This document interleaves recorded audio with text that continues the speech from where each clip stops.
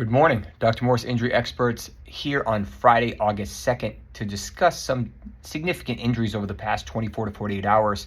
We saw a pretty good game last night that fared some touchdowns. Colin Johnson looked fantastic.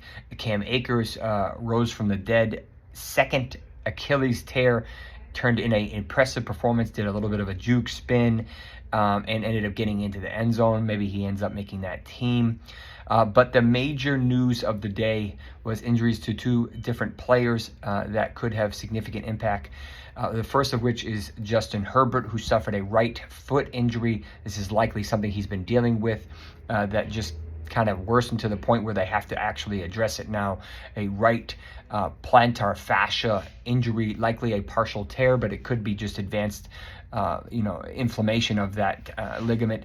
Realistically, it probably shut him down for a couple weeks, and then as long as it calms down, he will get to start to ramp up again. But this will something that will likely bother him most of the season. I did a deep dive video either on our YouTube channel or on my Twitter feed if you want to see more information. Second player that I want to talk about here is Deandre Hopkins. You could see him running routes yesterday with some tape on his left knee, and then said eventually to be basically out with a left knee injury. This is likely one of two things, either a meniscal tear or an MCL sprain, or possibly both. They gave him a 4 to 6 week timeline, which tells me obviously it's not an ACL. But it's probably not a significant injury, but it's not also a mild one that he can play through. Now, Hopkins has notoriously played through injuries throughout his entire career, even commenting on it years ago when I shouted him out, and he was like, yeah, I just basically play through them and eventually get them treated after the season. So obviously this is something that he can't play through. The meniscus is very important to cutting and also to preservation of the ACL and the cartilage, so you might have to have a little trimmed out. Or he may have sprained the MCL, which is protective of the medial side of the knee, and also an ACL protector that if he were to get tackled on the outside of the knee would potentially tear again. So would not be surprised if he makes week 1, but he is at increased risk for injury the early part of the season as a result, which will put more pressure on Calvin Ridley and Treylon Burks. The new one that we really haven't discussed yet because there's not a whole lot of information is Geno Smith, reported in with both knee and hip issues, reported a couple days ago, but he reported getting imaging yesterday out in Seattle. We don't have any more information. This could range from a hip flexor to a hip pointer to a hip sprain to a labral tear in the hip. That labral tear sometimes send pain down to the knee and could correlate with knee pain. He could also have a completely separate injury in the knee. He could have an MCL or a meniscus. So we'll have to see what's going on here. If there's something that needs to be shut down, or if he needs to be surgically addressed, or if he can just relax for a couple weeks and then start to ramp back up. But this is not exactly what you want from a veteran quarterback in early August, when you really don't have a whole lot of time trying to install a new offense. And then, maybe Sam Howell becomes relevant. So definitely something we need to take into consideration. And Sam Howell was a gunslinger last year, so it'll be interesting to see how that would play out. As far as Josh Jacobs popped up with another soft tissue injury yesterday, this time an adductor or groin injury. Remember, he had that hamstring issue a couple weeks ago, so not exactly a good start to his new team. From what I remember, this is basically a 1-year deal with a kind of a prove it type of thing.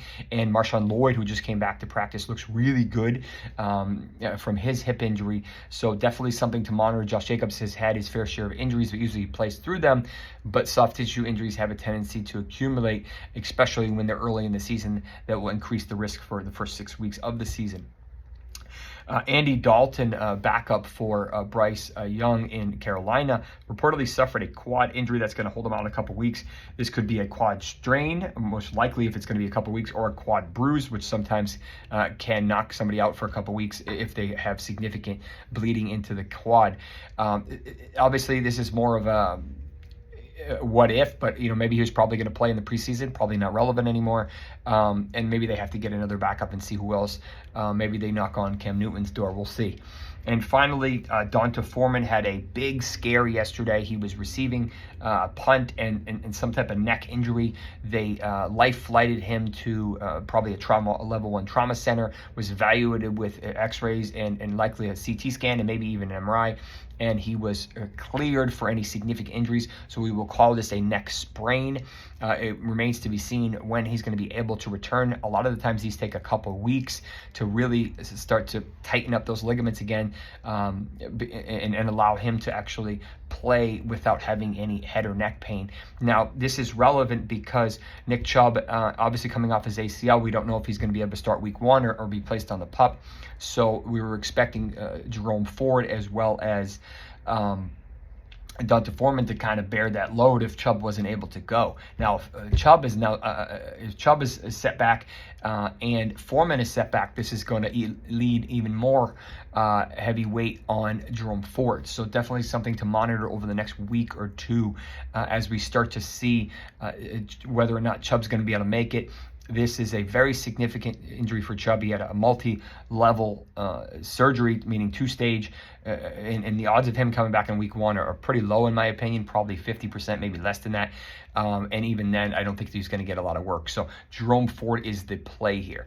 We will have more information, more news. There's a couple other things. If you head over to theinjuryexperts.com, you can see the news section. We update those daily, just fantasy-related player injuries, and we try to correlate that with some things either in videos or in some text within the draft guide or within the different sections and different articles. Thank you for tuning in. I'll try to do this pretty regularly. Take care.